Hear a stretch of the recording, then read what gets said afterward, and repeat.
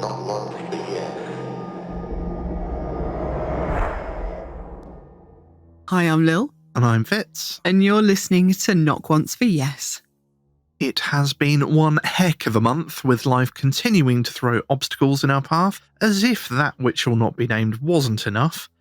Fortunately, the UK, while still warm, is no longer as hot as the sun, and we finally managed to sneak out of the house and visit some spooky locations to tell you all about. Well, mostly for Lil to tell you all about, as I've been a bit under the weather recently, and leaving the house at 3 in the morning to drive to the seaside in time to watch the sunrise was a bit much for me. I had to take an impromptu nap in the KOFYmobile to recover a bit, and so I missed one of the locations. Thank you to everyone that was wishing me well. Considering I'm so sturdily built, I do seem to be a little bit sickly recently. It was also a pretty nail-biting race to the coast too, as we literally made it just as the sun was cresting the horizon.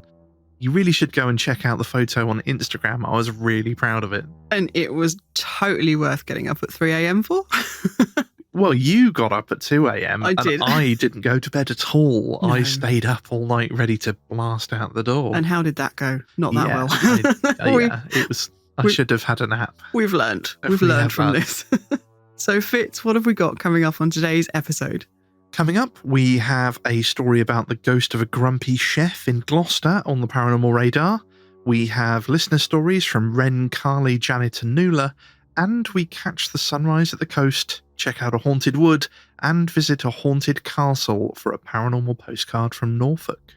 But before we get stuck into that, we would love to thank our latest patrons.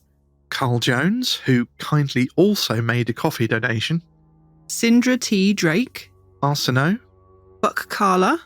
And Helen Highwater. We'd also like to thank Selena for upping their pledge.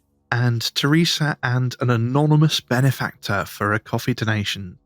Thank you so much to all of our Patreon and coffee supporters. We just couldn't make the show without you. And your support really does mean the world to us. We have now sent out all the overdue Patreon rewards, so if you're expecting some rewards, then keep an eye on your mailbox. Whilst we're on the subject of patrons, we do have some changes coming up to our Patreon.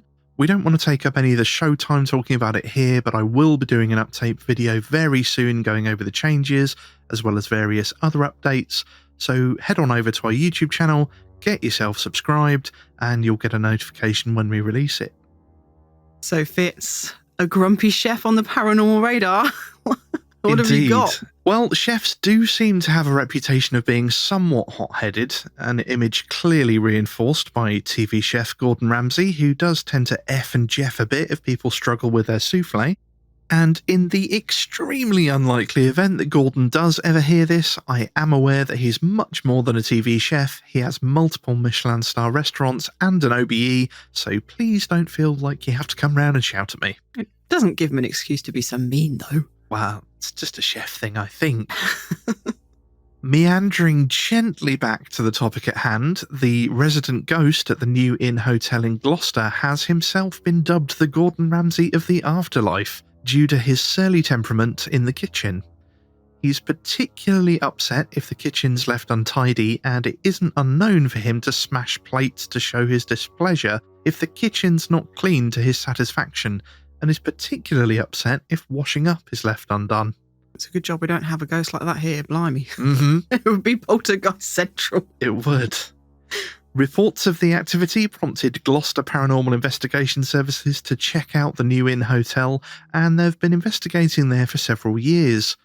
Most recently, they believe that they've captured paranormal activity using an SLS camera and a spirit box, and fortunately for us, they were filming the experience. I've put a link to the story in the show notes so that you can check it out for yourself, and I do recommend that you do, as whilst they aren't going to be winning any awards for their cinematography, their enthusiastic narration is very amusing. Oh, I haven't actually seen that video yet. I'll have to give it a watch. You really should. They clearly very much love what they do. Okay. And you're also very, very lucky because I was very tempted to make a goulash joke in that story. Didn't we have that in one of the coffee Christmas crackers? Quite possibly. Terrible Christmas cracker joke. I think it's a little bit early to be subjecting the poor listeners to our dodgy Christmas cracker jokes, but we did want to share that some of you guys have been in touch with us recently, and we love hearing from you. Indeed, I was briefly chatting to Duncan, and he wrote to say, I used to work a lot of night shift on what was our psych ward. It was closed down a few years back, and it was only about 20 years old.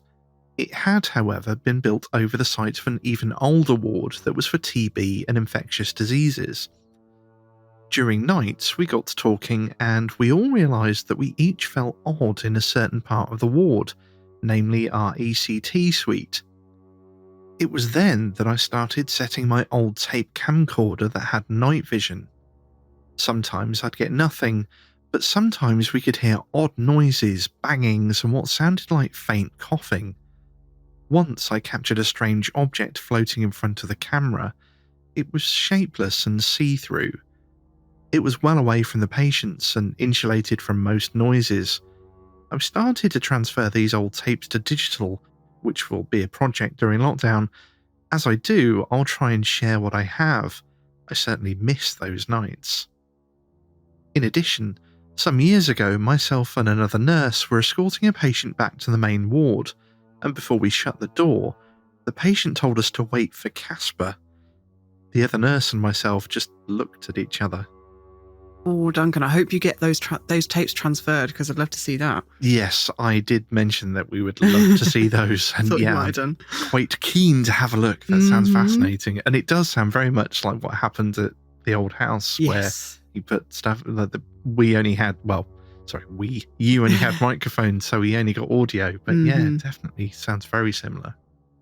We were also contacted by Clodder, who pointed something out to us that we'd missed from last episode regarding Lil's visit to Parnham House.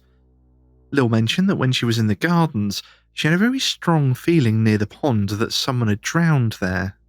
Yeah, it wasn't so much of a feeling as more of a knowing, almost like the information was just sort of popped in my head, that kind of knowledge somebody drowned here.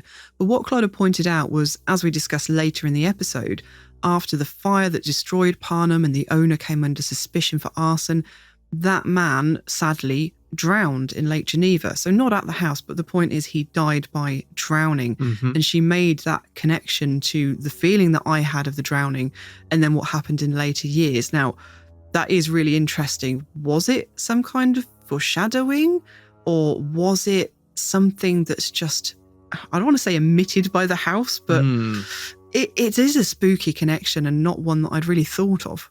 No. I'm bearing in mind I'm just completely speculating here, but I'm wondering if he perchance had a similar thing and the sort of thought of drowning was repeatedly put in his mind over the course of living there. I mean, it was ruled a suicide, although it was a bit of a strange and slightly suspicious death. It was ruled a suicide, so yeah, it makes you wonder if maybe a seed was planted, or maybe, it was some sort of foreshadowing. I don't know, but it's very interesting. Yeah, good spot. And these are the sorts of things we chat about in our social media channels. Yeah. So, even if you haven't got a story necessarily yourself, if there's something you want to talk about or you spotted something interesting in the latest episode, then just join one of our social media, Twitter, Facebook, what have you, and pop along, say hello and mention it. And we're more than happy to talk about these things. We love it. We do, and we love hearing from you guys. And with that in mind, I think now is time for our first story of the episode, and this one is from Wren. I grew up in Kent, not so far from Kit's Coty in Rochester.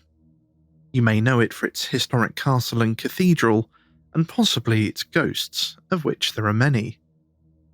I've lived in London for a while now, but I still regularly go back to my childhood home, where my dad and stepmum still live.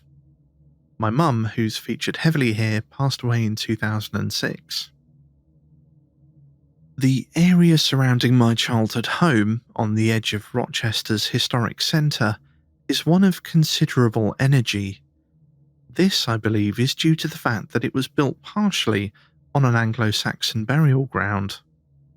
Human remains were found in gardens of many of the neighbouring street, which incidentally is the location for one of my many ghostly experiences. I was walking to Dad's one day, minding my own business, when I felt someone tug hard on my backpack. I really thought a friend of mine had run up behind me and was trying to attract my attention, but when I turned around, no one was there. Needless to say, I quickened my pace to get home. Oddly enough, my stepbrother had the same experience, only it was someone tugging on his umbrella about 50 yards further down the road.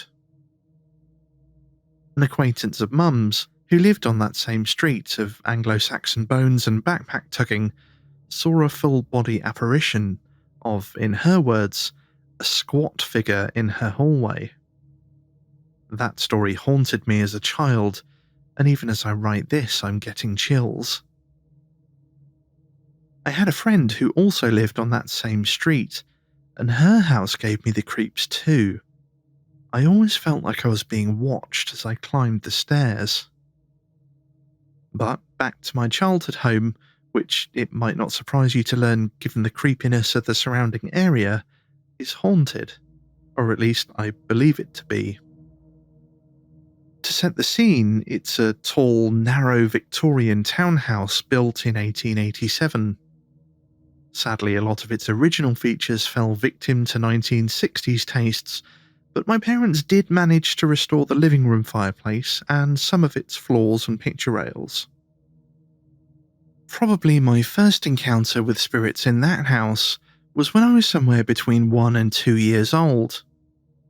My parents used to put me down for naps in a back room on the ground floor, and one day I started telling my mum there was a man in purple with a bird standing next to my cot.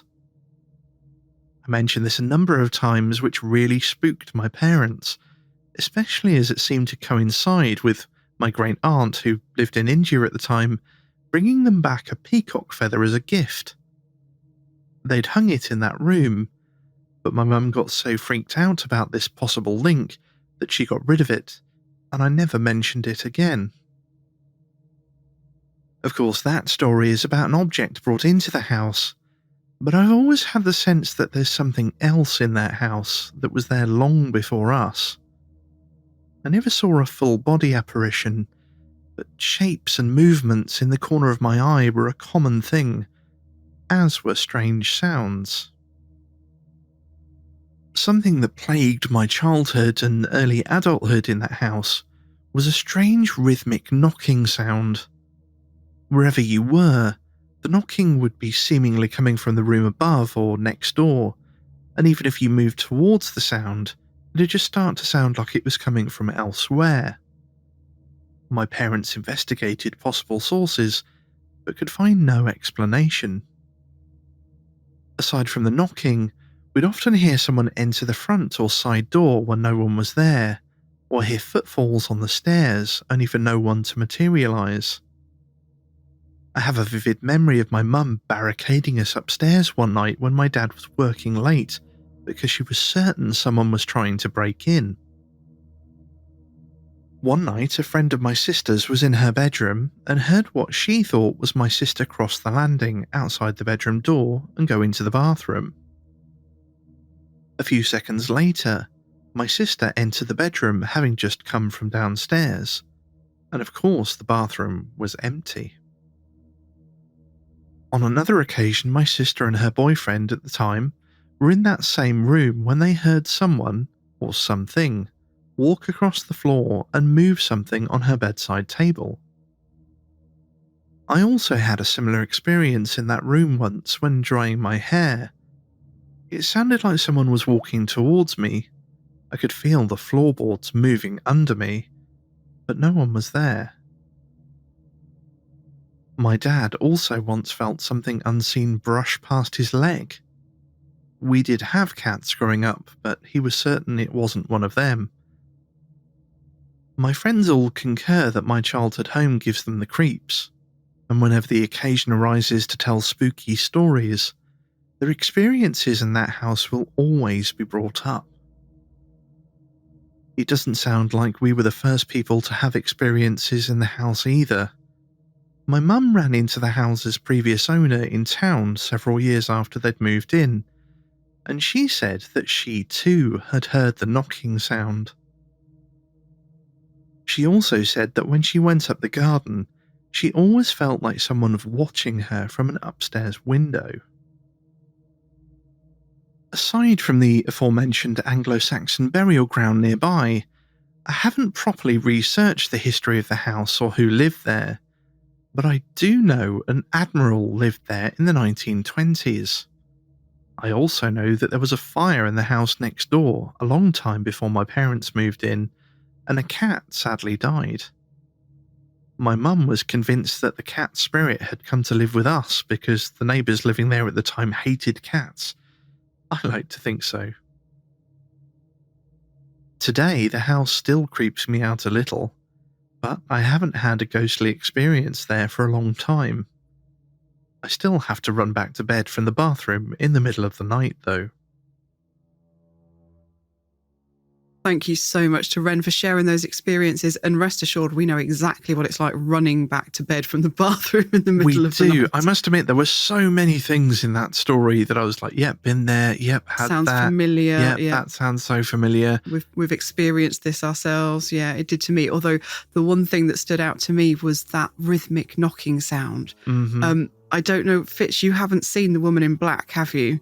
I've seen kind of bits of it. Yeah, but I've seen it in the theatre and I've seen the film adaptation. But one of the things I remembered from the theatre adaptation really creeping me out was that they'd hear this sound of a rocking chair rocking on its own. Mm-hmm. And it's that rhythmic knock, and it just made me think of that. And I just had this really clear image of my head in this of this rocking chair just rocking away by itself upstairs. And oh, that's so creepy. That is a bit creepy. The one I found really interesting was the squat figure in the neighbour's hallway. Yeah. Because we talk about skitterers a lot, but there's something that we tend to see or hear about a lot in these stories, and that they're always the wrong kind of size, the wrong kind of shape to be a person. And it just comes up so frequently for us, doesn't it? And we see it in other people's evidence and other people's experiences too, that they'll see things that they're going at the wrong speed. You know, they're either they look like they're sped up, or they're too slow, or they're stretched. You know, they're filling a doorway when nobody would be that tall, or they're squashed and they're kind of squat and too low, like they've come out of proportion somehow. It's strange, but yeah, I hadn't thought of that, but now you say, I can see the connection. But yeah, definitely. And it sounds like you. But like us, you've had a lot of experiences. And it sounds like we need to go to Rochester, because that sounds really interesting with the Anglo-Saxon burial ground. That's right up my street. Yep, we're going to have to put that on the bucket list. Definitely. So thank you again, Ren, for those amazing stories. And I think it's time now for our next listener story of the episode. And this one is from Carly. As a young teen, my parents bought a home on a street of older Tudor-style houses, and our house was the odd one out. It was a plain, boring-looking box house in the middle of these beautiful detached Tudor homes. I was always a bit curious as to why our house was so different, but I never found out. I have two younger siblings who were about 3 and 4 at the time, and I was around 10 or 11. My siblings kept telling my parents about this old lady who would read to them at night. They had separate bedrooms, and our grandparents were never around at bedtime. The story persisted, so my parents decided to take them to separate rooms at the same time and ask them about this lady. Both of them told a story of a nice old lady with curly hair and a hat. She would sit at the end of their beds and read them a story. They didn't seem fearful of her. It was all very matter-of-fact, as kids are at those ages, and they were too young to have concocted a story like that. The story stuck with me, and I had a vision in my mind of this old lady and often wondered about it. Many years later, when going through some old photos with my nan, she showed me a picture of her gran. I'd heard stories of her. She'd been a protector of my nan and her sisters after their mum died, as their father, who was her son, was a horrible man. The picture she showed me was of this sweet-looking old lady with curly white hair and a hat. I was stunned and told her the story, exclaiming, "That's her!" And I'm not sure what my nan thought of all that. She told me she didn't believe in ghosts. But then my nan shared a story with me. It's just like you said, the ones who don't believe always have a story. When my mum was young, they lived in an old council house in Catford, London. My nan likes to sleep with her bedroom door open and said she would often be woken in the night by someone walking back and forth in the hallway. She assumed she was dreaming, or my granddad would tell her she was just seeing things. But she said one day, this figure walked past and then stopped, turned, and walked into her room and sat down on the end of her bed. My nan sat up in bed as if this was something normal. I asked her if she was scared, and she said no, nothing about this lady scared her. In fact, she was overwhelmed with calmness. The woman sat at the end of the bed for a moment. My nan sat up in bed looking at her. Then the woman got up, walked out, and that was the last time she ever saw her. I found it really interesting because both of these stories involve an older woman sitting at the end of beds. I would have thought that my nan would recognise her gran, so I assumed that this was a different presence. But I don't know. All very bizarre nonetheless. I'm not a religious person, but I really feel like I have someone watching over me. It's always felt like my great-grandfather. He died the year I was born. I've never really talked to people about that feeling because I thought I'd sound crazy, but I mentioned it to my dad once, as that was his most favourite granddad, and he said he feels the same thing. He had always been close to his grandfather and was heartbroken that he died just months before my birth. My dad is a landscaper, and his grandfather was too. My dad told me that sometimes he struggles to figure out an issue with the job he's doing. He said, feeling silly, that he'll ask his granddad, sometimes out loud, sometimes to himself, how he should do something. A minute or so later, it comes to him. He has the answer. He always thanks Grandad afterwards. He's convinced that his granddad has been keeping watch over him and helping him in his darkest hours. While I was born in London and raised in Kent, I moved to America as a teenager and was living in Florida when I got into a pretty bad car crash. I was alone and a bit lost in a dodgy area of town when I went through an intersection and was hit from the side, causing my car to spin several times before flipping over on the driver's side. Suddenly, it was like a scene from a movie in slow motion. Time slowed down. What took seconds felt like hours. As my car stopped moving, I looked to my left and my window was on the road. I took off my seatbelt and had to climb out of the passenger window of my car and jumped down to the road. Luckily, it had been a nice day and I had my windows down. Miraculously, I was able to do all that and I walked away relatively unscathed. There was so much going on around me, and all I could think about was how protected I felt. I was alone in the car and now surrounded by strangers. Why would I feel that way? I could put it down to shock, adrenaline maybe. But I look back at that moment and still really feel like my great-granddad was watching over me and keeping me safe. I honestly should have been very badly injured in that accident. Many witnesses were stunned to see all 4'11" of me jump out of that car. But someone or something kept me safe. When I had my son, I was extremely sleep deprived. His father was useless and I was working all day and up all night with him. He started to stir one night. I opened my eyes and saw that the time was 4:13 a.m. I pleaded to the air, please, if someone is watching over him, I just need one more hour. I'm exhausted, please. Next thing I know, I hear him again, cooing happily. I look at the time and it's 5:13 a.m. An hour to the minute. Weirdly, I had the feeling that it was my now ex-boyfriend's great-grandmother.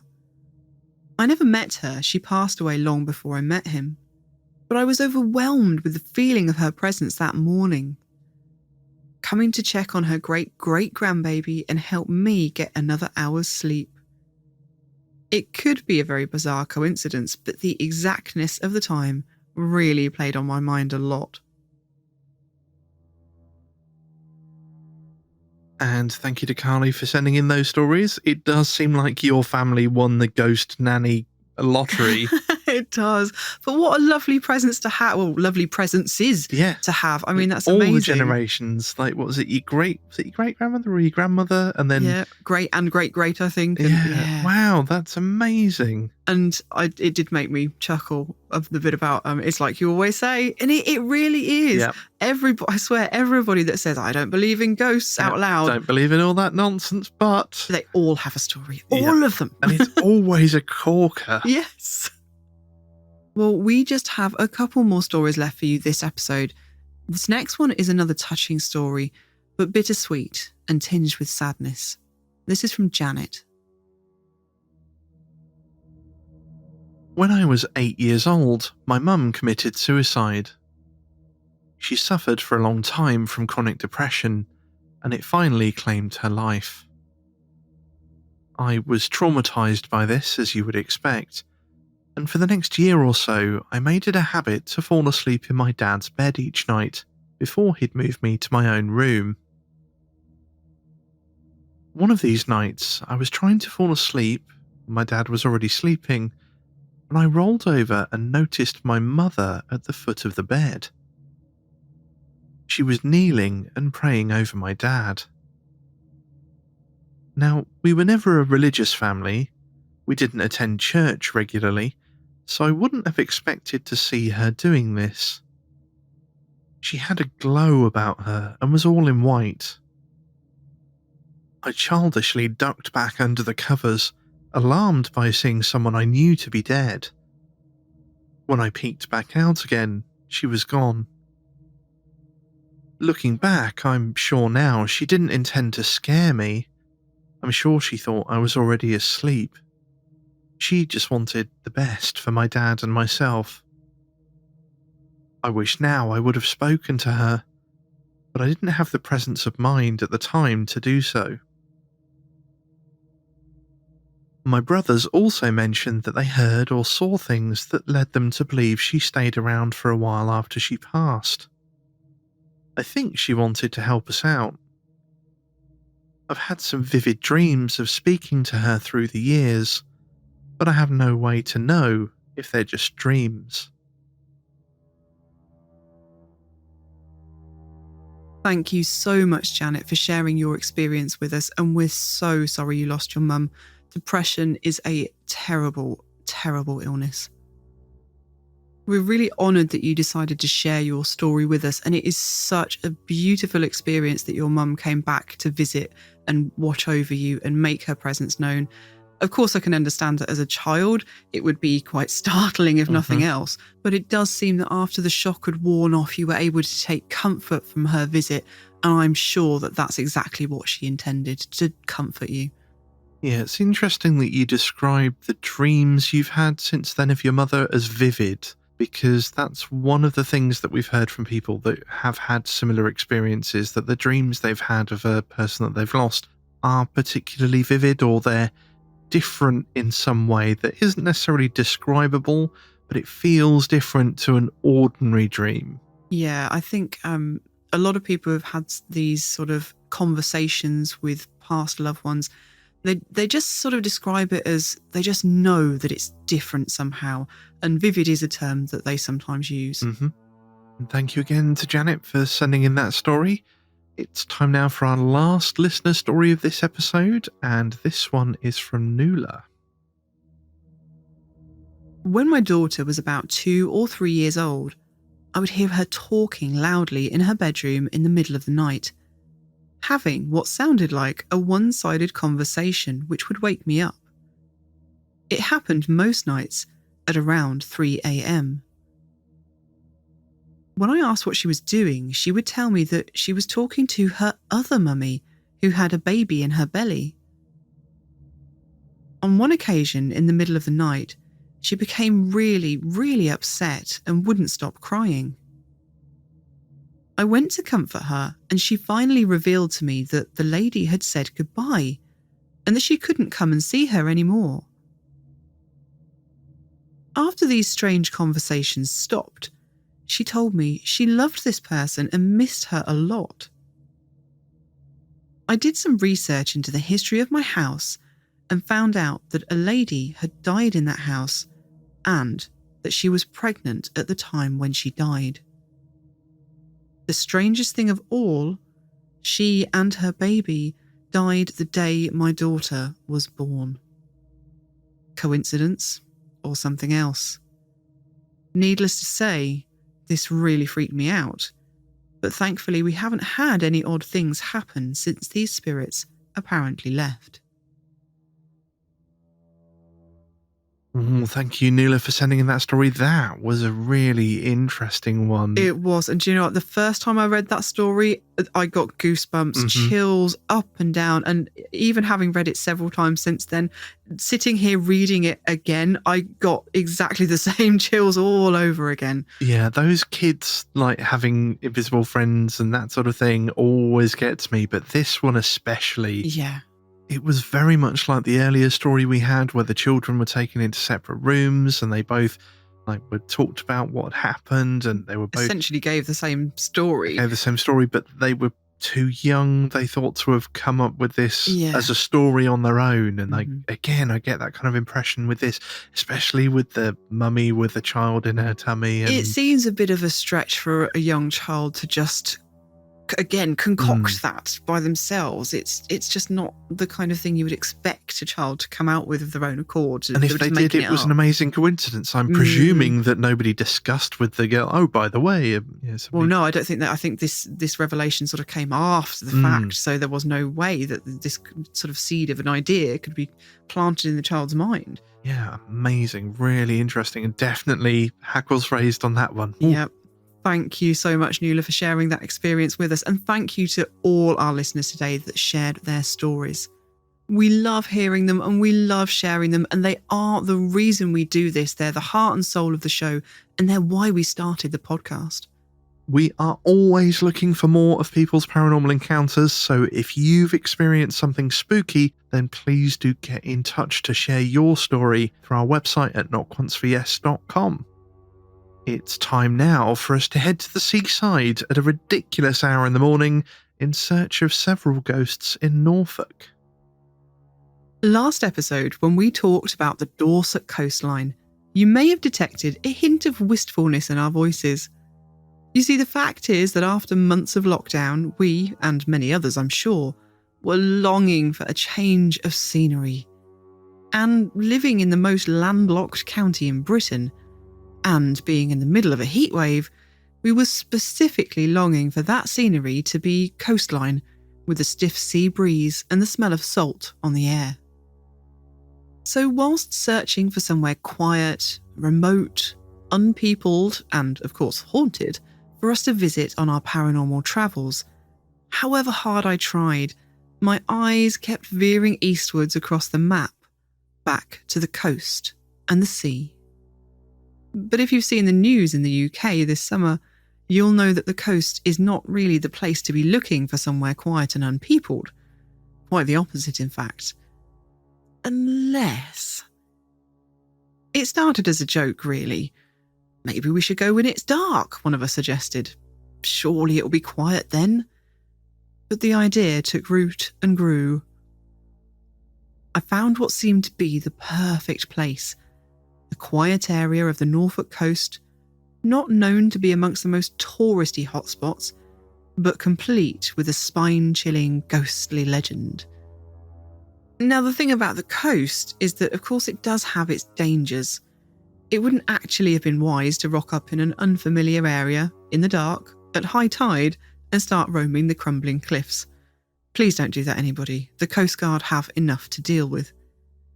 But we reckoned that if we left early enough, we could get there for dawn and meet the sunrise on the beach, hopefully while most other people were still tucked up in bed, their first morning coffee just a sleepy musing. This seemed like a fantastic plan, until we worked out just how early we'd actually have to leave. And so, at around 2 a.m. one August Saturday, we creaked and groaned and grumbled our way out of bed, made several litres of coffee for the road, and managed to bundle ourselves into the KOFYmobile at a bit after 3 a.m. The perfect time to go on a paranormal adventure. And a couple of hours or so and many winding Norfolk country roads later, we drove into the clifftop car park at Haysborough just as the sun was starting to emerge above the horizon. And of course, being the East Coast, this meant we were lucky enough to be treated to the most spectacular sunrise over the sea, with gentle waves bringing each golden ray of dawn rushing to shore. Haysborough isn't an especially well-known coastal town, but there are a few things that people immediately associate with it when you speak its interestingly pronounced name. And the first is exactly this, the pronunciation of its name, which looks as though it should spell out Happisburg and causes much confusion. The next is that the town is at high risk of coastal erosion, with many homes and buildings likely to be swallowed up by the sea in the near future. And some, like one of the town's 2 lighthouses and the old lifeboat station, having already succumbed to the crumbling cliffs. In fact, Haysborough's main claim to fame is a direct result of this coastal erosion, which frequently unearths all kinds of fossils as the constant grinding of the sea uncovers the layers of history and prehistory hidden in the cliffs. And one day in 2013, heavy seas revealed something quite extraordinary under the sand. Footprints. Human footprints that were over 800,000 years old, making them the oldest human footprints to be found outside of Africa.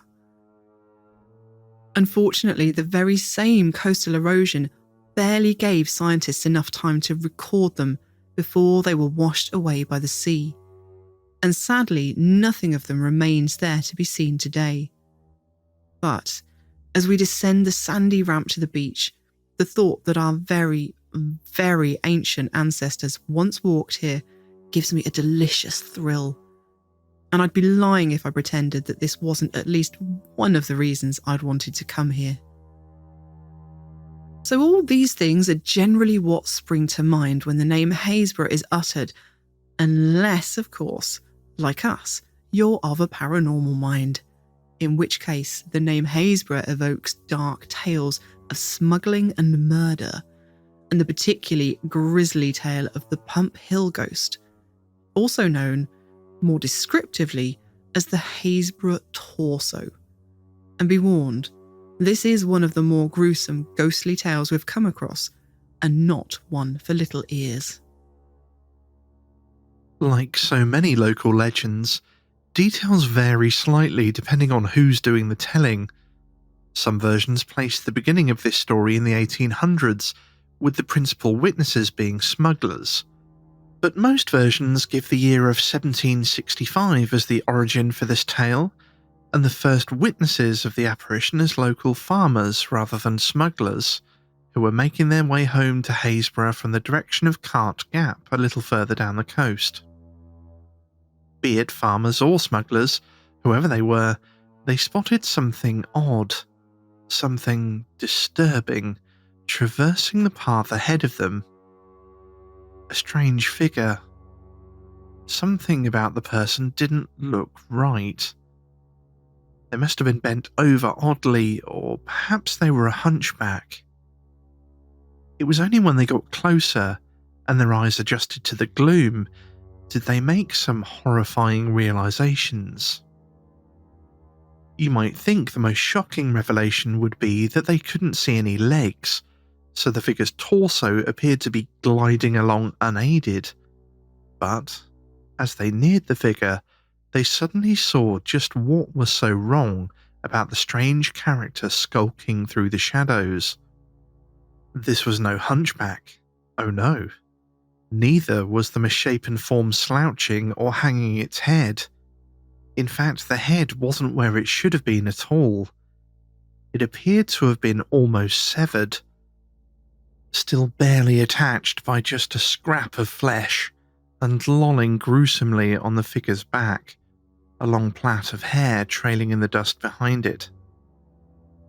Needless to say, the horrified men didn't hang around to discover the business of this thing of nightmares, but despite their obvious shock and distress, nobody believed their account of the grisly apparition.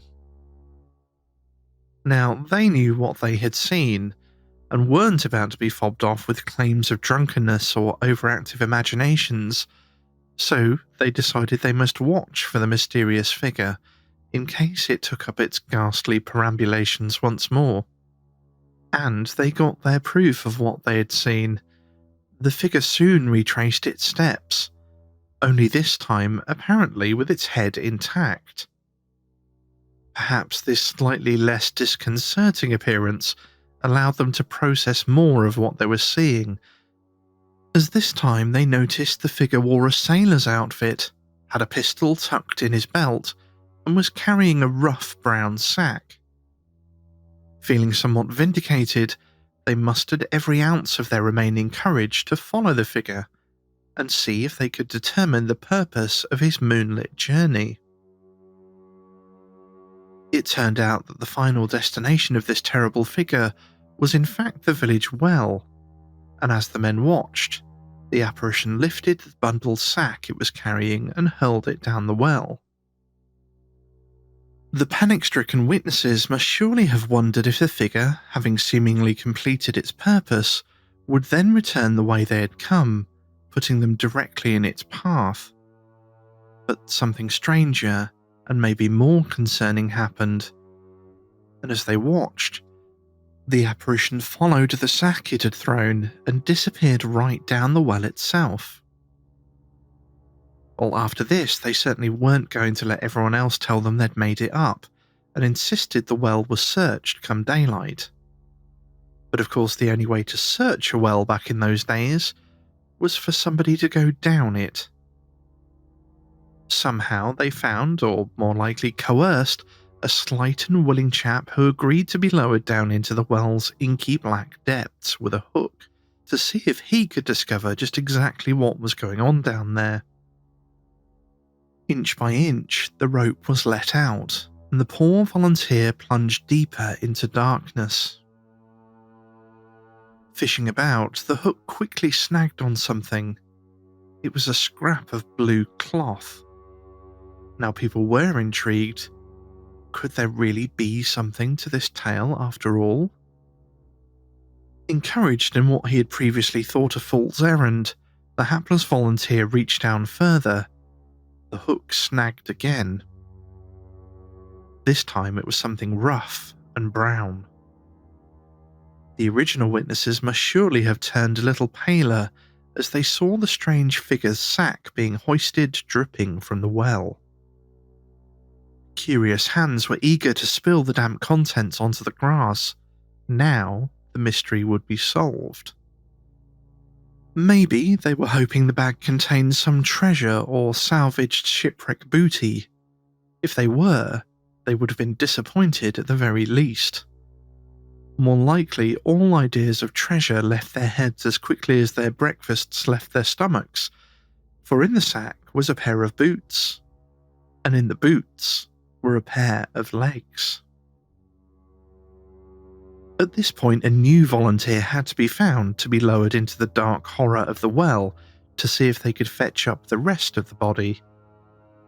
Miraculously, one was found, presumably someone who had foregone their breakfast that morning, and in due course a second sack was fetched up.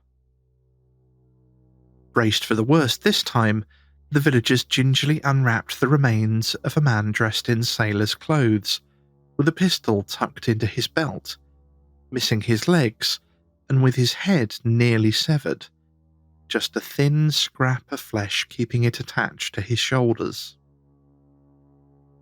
Later, more evidence of the crime behind the haunting was uncovered at Cart Gap, broken bottles, gold coins, bloodstains, and a pistol matching the one found on the body in the well. It all pointed to a deadly tussle, and the murderer, or murderers, must have sought to cover up their crime by disposing of the body in the local well, in pieces. However, little did they know that their victim, even from beyond the grave, would find no rest, and give the village no peace, until their dastardly crime was discovered. You might think that the murdered sailor would have ceased their phantom activity when the crime came to light, but apparently, on moonlit nights, ghostly moans could be heard issuing from the dark well, a phenomenon that only stopped when the well was later capped and a pump installed instead. This seemed to stop the phantom sailor, for a while at least, but in later years when the pump was taken away and the dark depths of the well uncovered, ghastly moaning once more filled the nighttime air. According to folklore, this understandably resulted in a swift recapping of the well, and then the legend is lost to history. Unfortunately, there's nothing to be seen of the well today. Only a small triangle of grass at the junction on Wimpwell Street marks the setting for this macabre legend. It's certainly the kind of tale to be told in the dark depths of winter, with the comfort of a roaring fire to chase away the goosebumps on your arms. So much so that many people claim the whole story was spread by smugglers as a way of keeping locals in their houses at night, a not unreasonable claim. But I have to wonder why the author of such a cautionary tale would make its focal point the village well, the one place everybody had to visit whether they wanted to or not, instead of the windswept coastal paths and secluded coves where one would imagine smugglers would prefer to do their business. After we'd got our fill of deserted early morning Haysborough, we hopped back in the KOFYmobile. We had several spooky stops on the day's itinerary, and next on the list was some haunted woods. Bacton Woods, or Witten Woods as it's also known, is a bit of a melting pot made up of ancient woodland interspersed with newer pines now covering old heathland. Driving into the car park, it looks every bit the pretty picnic spot, with smiling families setting off on bikes and others spreading out picnics on wooden benches.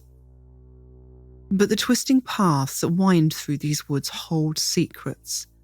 Some are ancient, flint shards of prehistoric tools and Bronze Age burial mounds, and some are gruesome.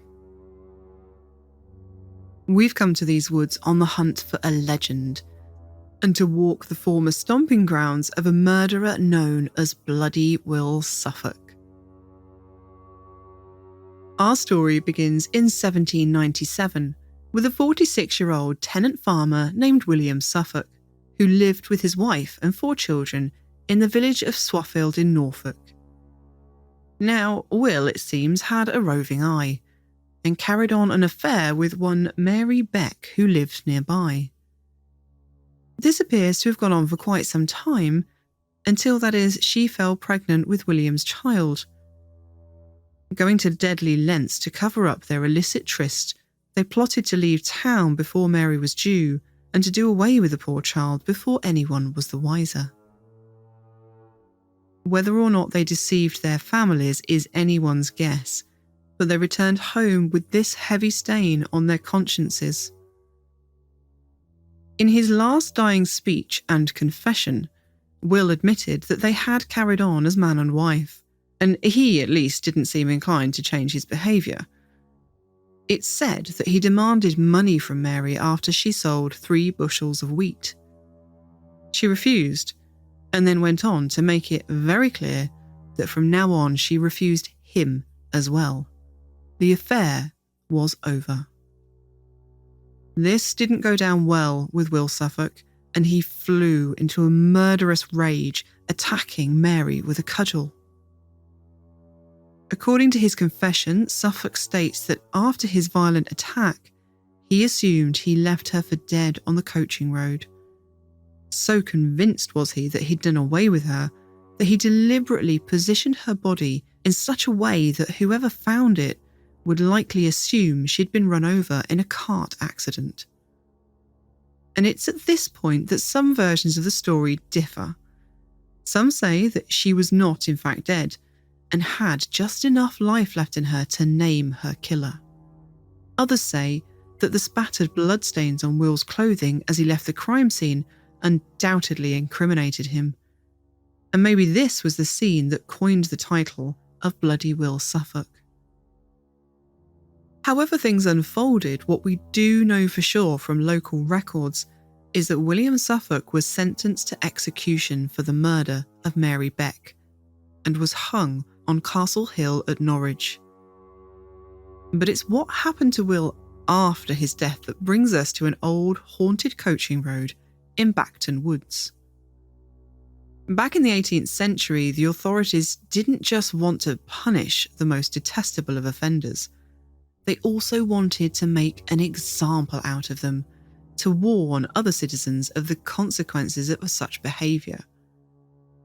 One method of exemplifying executed criminals was to display their bodies in gibbets, large, body-sized cages hanging from a post, in which the deceased miscreant's remains, often boiled and tarred to last longer, would swing for days, or weeks, or months, or in the case of Will Suffolk, between 4 to 6 years.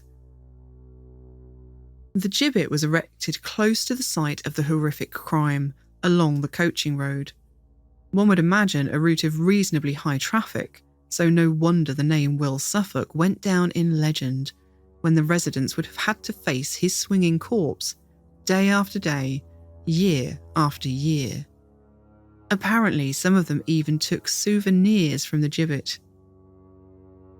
When Will was eventually released from the cage, there would be no honourable funeral for him. He was buried in the woods, close to where he had swung from the gibbet for all those long years. Perhaps unsurprisingly, it's common for visitors to the site of the gibbet to feel uncomfortable, to experience a sense of foreboding, and many dog walkers report that their animals act strangely or even refuse to approach the area, even in broad daylight. So of course, we had to check it out, and Julie set off into the woods to find the site of the gibbet. Unfortunately, or maybe fortunately, depending on how you look at it, there are no parts of the gibbet remaining today. However, the site was so well remembered for its ghastly crime and subsequent grotesque display that it was actually named on the map. Quite often on our paranormal adventures, we find ourselves bumbling around the countryside, hopefully looking for a sign of a vaguely described historical site from a brief mention or a scrap of information. So when I opened up the Ordnance Survey map of the area to get a feel for the lay of the land, and because I'm a straight-up map nerd, I emitted a surprised and gleeful "ha!" because right there in the north of the woods, next to a marked footpath, was the name Gibbet Peace. Now, it's not the normal state of affairs that places of paranormal interest are just marked on a map for us to see, so it was very exciting. If you do visit Bacton Woods, Gibbet Peace is actually very easy to get to. If you follow the car park to its end, it joins with what's marked on the map as a footpath, but looks very much like a road. In fact, this path is joined at one side of the woods by a crossroads, the other road still being very much in use, so I had to assume this must be the old coaching road. And this leads straight to Gibbet Peace. But being me, of course, I didn't go that way. I wanted to take the scenic route, and instead wended my winding way through surprisingly dense and hilly woodland. Slightly lost, but thoroughly enjoying the cathedral of soaring trees above, and the thick mulch of pine needles making a carpet beneath my feet that both deadened my footsteps and heightened my hearing, so that every scurry, rustle, creak and snap made me jump. And by the time I emerged onto the road, I was alert and ready for Gibbet Peace. However, the map had lulled me into a bit of a false sense of security. Of course, I wasn't exactly expecting a big red arrow saying Gibbet was here, but it looked like such a small area on the map that I thought it might be a bit more obvious where it would have been. Scale never really was my strong suit. I could position myself to where it was vaguely meant to be, but that was actually quite a big area of woodland that all looked pretty much the same whichever way you turned. The road was wide and pretty, with the occasional dog walker and small family group. It was all rather civilised and not particularly spooky, until I reached one spot. There wasn't really anything remarkable about this spot except that it felt different. Heavy, uncomfortable, just not very nice. Of course, I knew the reports of an oppressive feeling in the area of the murder, and I knew from the map that I was somewhere in that general vicinity, so I had to ask myself if I was simply projecting. I decided to do a loop around that whole section of the woods and see if I felt anything on my second go around, betting myself that I wouldn't even be able to find the place again, much less notice it. But I did find it, and it seemed even more obvious to me on the second time around, despite not having any real, visible red flags that marked it out as a unique spot. There was a tree that had been subjected to unfortunate knife blade signatures by inconsiderate humans, but they all look pretty modern, and sadly, this isn't a very unusual sight. Other than that, it was just a fairly indistinguishable spot, especially back from the road. I'd love to know if this was in fact the area where other visitors and their animals have experienced their own feelings of discomfort and foreboding. And I wish I knew if this was the spot where one of the most well-known and quite modern paranormal sightings occurred. Back in the 1980s, all signs of the gibbet had long since disappeared from Witten Woods. The place was no longer a grisly reminder of man's mortality, but a place of freedom and muddy play for local children. One day, a group of unwitting children, completely oblivious to the wood's notorious history, were playing in the woods near the area of Gibbet Peace. It was a place they'd played many times before, but this day was different, and laughter turned to screams when the children stumbled upon a skeleton lying in a glade. Terrified, they ran home to their parents. Though with no thought of ghosts on their mind, they were convinced it was as solid as you or I, and rallied their parents to return to the woods with them so they could report the finding to the police. It was only when they returned to the exact spot, in the woods they knew like the backs of their hands, that they realised something wasn't right.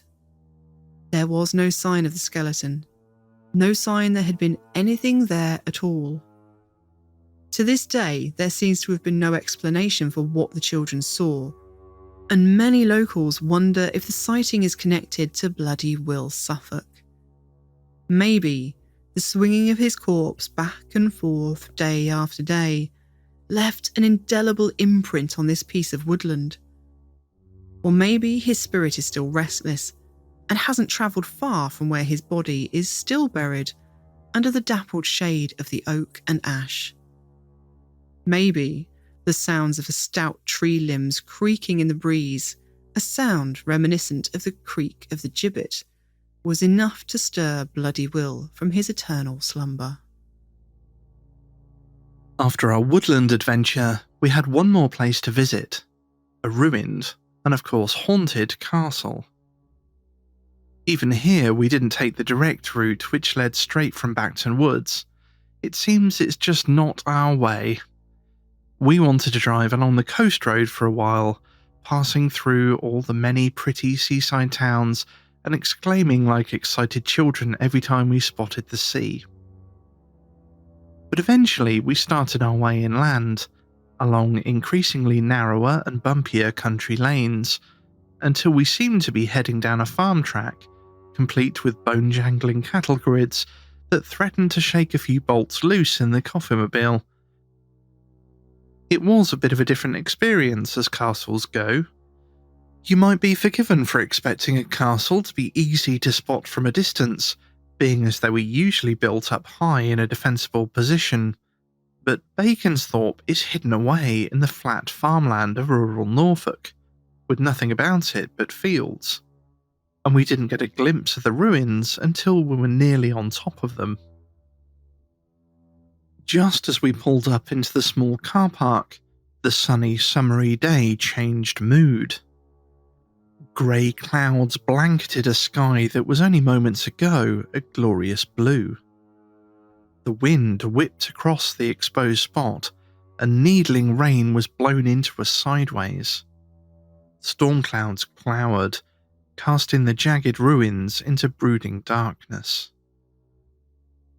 It seemed a fitting welcome for a building which was founded by a man whose temperament apparently matched this harsh and fickle change in weather. On paper, Baconsthorpe is every bit a castle. There are turrets and curtain walls, gatehouses, even a moat and drawbridge. But on first look, it didn't really look all that, well, castle-y. I mean, there were awesome-looking ruins, that's for sure. A magnificent flint-faced edifice with elaborate arched doorway and an octagonal tower still standing tall. But the windows were large and open and in no way defensible. There were no battlements, arrow slits, or gun loops, and as we approached, the building felt a bit lonely somehow, lost in time and space, and gave off a rather muddled and confused energy. But as we rounded the collapsed side of this building, we realised there was much more beyond, and the heart of the site, instead of being on higher ground as you might expect, was actually slightly lower, which is why we didn't see it at first. Just another example of the slightly defiant way this castle does everything, which is a little bit wrong. As we approached the square 3-storey inner gatehouse, complete with water-filled moat that still requires a bridge to cross it, we were definitely getting more castle-y vibes, and a few spooky ones too. Passing under the hollow flint shell of the gatehouse, the brooding atmosphere thickened rather.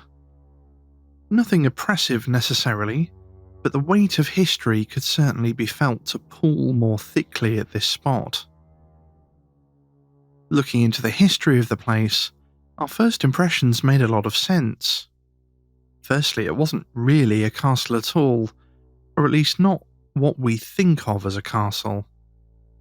The word castle conjures up Norman fortifications, moats and baileys, strongholds built to repel invaders and withstand sieges, but this building was only built in the comparatively modern age of the 15th century, and it really was a fortified manor house. Secondly, the first building we'd encountered was a much later addition. The original and oldest part of the castle was across the moat and drawbridge, with the crumbling gatehouse standing sentry at the entrance. The first man to build on the site at Baconsthorpe was John Hayden, who began the work in 1450, having inherited the land from his father, William Baxter. Now, you may have spotted the different surname there, and that slight detail may be the key to explaining a lot of the story behind the castle. William Baxter was a free yeoman, that is, someone who owned land, but wasn't gentry and didn't have indentured peasants to do the work for them. They were free from servitude to a lord, but they weren't noblemen. Well, William's son John was a bit of a go-getter, and he wanted more than land. He wanted to be part of the elite, and he wanted to be counted among the gentry, and so he changed his surname to Hayden, the place of his father's birth, to disguise his humble background. John Hayden may have been upwardly mobile, but he was not well liked. He studied law and succeeded in moving up in social circles, being appointed Recorder of Norwich in 1431. But he soon lost his position with rumours abounding that during his tenure he'd leaked information regarding a legal dispute. In later years, he would serve as Justice of the Peace and a Knight of the Shire for Norfolk. But what he is mostly remembered for is acting as lieutenant to William de la Pole, the Duke of Suffolk, a powerful man in East Anglia in those times, just the sort of man, in fact, that might help Hayden rise to the top, but also the sort of man who was known for being a tyrant. Hayden is definitely not remembered for being honourable or held in high regard. We know quite a lot about him because of a collection known as the Bacton letters, one of the largest archives of 15th century English private correspondence still surviving. The letters chronicle the communication between members of the Bacton family of Norfolk over a span of 70 years, and offer a rare glimpse into family life in the 1400s. The Bactons, though, were not fans of John Hayden, and he made somewhat frequent appearances in their letters, none of which cast his character in a particularly good light. In a letter written by Margaret Bacton, we discover that John Hayden renounced his second son, claiming that his wife was adulterous and stating that he would only recognise his first son in his will. Such was his mistrust and anger that he apparently threatened to cut off his wife's nose and kill the child. No wonder the neighbours didn't think much of him.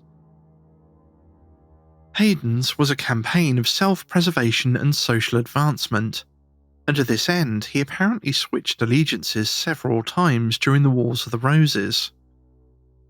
During this tumultuous time of civil war between the Plantagenet House of Lancaster and York, Hayden was building his fortified manor at Baconsthorpe. So you might think that a gatehouse and curtained walls wasn't a bad idea, given that there was a war on after all, and Hayden had already made more than his fair share of enemies. But although the site had some fortifications, what it lacked in defensibility, it made up for in lavish decoration, leading many to think that the purpose of the fortification was prestige rather than practicality. You see, having a fortified building was a matter of pride and social standing by the 15th century. It wasn't always necessary for survival. In fact, sometimes it was just a way of showing off. Among other things, it let everyone around you know that you'd been granted a license to crenellate, essentially a royal permission to fortify your property, therefore proving you were in the king's favour.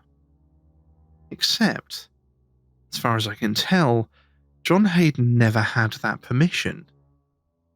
The oldest part of the castle, the 3-storey inner gatehouse surrounded by the moat, and the largest remains that can be seen today, was completed by John Hayden's son Henry in 1486. But the license to crenellate or fortify Baconsthorpe wasn't granted until 1561, long after John Hayden's time, 82 years in fact. So, with this capricious and conniving character at the centre of Baconsthorpe's history, is it the restless spirit of Hayden that haunts the brooding ruins of Baconsthorpe Castle? One of his mortal enemies, perhaps? Or the unquiet soul of his tormented wife? Well, no. As it turns out, none of the above. We've talked on the show before, quite recently in fact, about the joy of utterly mundane ghost stories. Of course, we all love the thrill of the dark and stormy night stories, the suspense, the drama. But actually, the reason I love history so much is because of the opportunity to connect with people of the past, to get a glimpse into their daily lives. And I would go as far as to say that that aspect is a part of the draw towards paranormal investigating too. We all want to find common ground, be it with people from history or with spirits. And what could be more uniting than the experience of boredom? One of the spookier paranormal claims at Baconsthorpe is hearing the sound of disembodied whispering among the ruins. But the most reported experience occurs on quiet days when unsuspecting visitors wander the edges of the castle walls, admiring the calm waters of the moat. They're confused to hear the distinctive plop of a stone hitting the water and look around for the culprit who propelled it. But they never find one. Not an earthly one, at least. Several visitors who have experienced the phantom stone throwing have searched the site only to be faced with the sight of a ghostly medieval sentry standing atop the castle walls, idly flinging stones into the moat as though out of boredom. A detail reported by the podcast Weird Norfolk just adds to the very ordinary, very human aspect of the story, and that it's not the pebble type of stones that are hitting the water, but plum stones or plum pits. I absolutely love this image of a chap on sentry duty, bored and whiling away his shift with a pocket full of plums and a bit of target practice. It's just so normal, and such an unlikely ghost story. I think that's why I love these stories the most. It's easy to understand why someone would make up tales of headless horsemen and glowing-eyed beasts to raise the goosebumps on a dark winter's night. But why would anybody bother to make up a story about a bored sentry chucking fruit stones? To me, it just makes it feel that bit more real. But who was this lone sentry still standing guard after all this time? Unfortunately, no one seems to know, and there doesn't appear to be any forthcoming explanation as to why any such person might be so attached to the place, especially given the very non-dramatic nature of the haunting. Although I did find something interesting whilst looking through some of the archaeological finds at the site that are listed in date and alphabetical order. Many of the items are, just like the ghost story, rather mundane. But one particular item did make me do a bit of a double take. The list goes thusly: axe head, bowl, brick, chafing dish, chamber pot, coin, cup, drinking vessel, drug bottle, floor tile, goblet, hoe, human remains, ladle. What? Wait, human remains? Let's just back up a minute. And sadly, there was no more information than that to be found. The listing was simply human bone, undated, discovered in 2006. Of course, this is very little to go on, but it does raise the question of whether leaving a body part at the castle might have caused one to become rather attached to the place. It does seem like that is a common theme, like battlefields and things like that. Your remains can often be a place where, like, either where you die or where you come to rest tends to be a sort of resting place. So, it kind of serves as that point of connection, but it wasn't all of human remains. It wasn't even partial human remains. It was just a bit of a human, just one bone. How do you lose one bone on a site that big? I don't know. Maybe he had to have something amputated and it was just out the window, because they used to do that. I know in the American Civil War, it was just, pile of bits outside. Or I suppose the other logical explanation is that there may have been a full burial there at one time and it was excavated and not recorded, and they were very carelessly left a bit behind. I don't know. But I do wonder, because I don't know how recent the most recent sighting of this century is. So there is that question. These sightings are historic. The bone was only found in 2006. Presumably it's been moved to a museum or something since then. And that's not a very long time ago. We might not have noticed yet if the hauntings had actually stopped. Yeah, I don't know. I think when I was looking at it, the one experience I'd heard was in the sort of 60s, 70s. Yeah, so not so the bone would have still been there then. I don't know. It may be nothing to do, but it just finding that list made me really do a double take. Yeah, sadly we didn't hear anything while we were there. No. And the other thing was that there's trees around there, so there's a lot of things that you could mistake for that. But obviously seeing a ghostly sentry, you're not going to mistake that. No. But yeah, like you, I love that image of just, bored, having a snack. Yeah.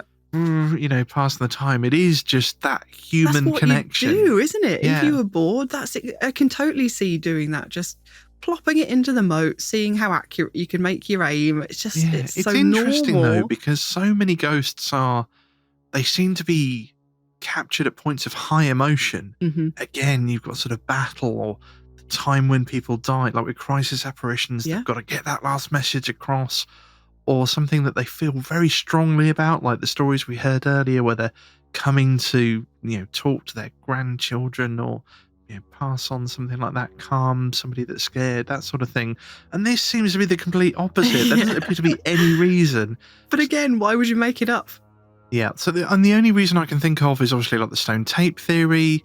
And yes, it's surrounded by water, but there's no limestone. It's all made of flint. Yeah. Although it is lime mortar, so I don't know if that's limestone or whether it's different type of lime. But no, so for those of you who may have not have come across this theory before, there is an idea that the combination of having the presence of water and the presence of limestone can sort of fuel or exacerbate a haunting. It's like it records it and then plays it back later, and that certainly seems to be what this apparition is. He's obviously not interacting, he's just doing his own thing. Yeah, just having his lunch, replaying the same little bit of his boredom over and over again. So I'm interested to hear if anyone else has had any experiences with flint in a similar situation. Yeah, that's an interesting thought. That would be interesting. I had not thought of that before. So if you have, let us know and maybe we can make an episode about it. But I'm afraid that's all we have time for this episode. Thank you to everyone who shared their story, and don't forget that if you have a story to share, please do get in touch through our website at knockOnceForYes.com. There you can also find links to all of our social media, so do please join us on those and take a peek at some of the places we've been to and have a chat. Thank you again to our patrons, whose support is vital for us to be able to keep producing the show. And if you'd like to support the show, please do consider becoming our patron, which you can do by following the links on our website or by visiting patreon.com/coffee. And if you do, you'll also be able to see a behind-the-scenes video of our visit to the locations we've talked about in this very episode. You will, complete with my wobbly camera work. We are improving, I think. We're trying anyway. I did briefly mention earlier that we're having a revamp of our Patreon coming up with new rewards and patron levels, so do head on over to our YouTube channel and I'll put links in the show notes. Subscribe and get notified when I release a video describing the updates. We also have both a UK and a US coffee merch store where you can get all sorts of great coffee merch like t-shirts, hoodies, caps, mugs, water bottles, and much, much more, including a neckerchief for dogs, believe it or not. Do we really? We do. I didn't know that. And face masks now. Oh, really? Yes, you can get your very own coffee face mask. Oh, I might need one of those myself. Indeed. We get a little cut of everything you purchase, so not only do you get something useful, you're also helping to support the show, and it's also incredibly helpful if you can leave us a review, recommend us to a friend, and share the show on social media. Knock Once for Yes is produced by my production company, Narrative Audio, and if you have a podcast and would like to outsource your editing and post-production, then please do get in touch either through Knock Once for Yes or narrativeaudio.com. Discounts are negotiable for anyone negatively affected by that which cannot be named, or people that really like Knock Once for Yes.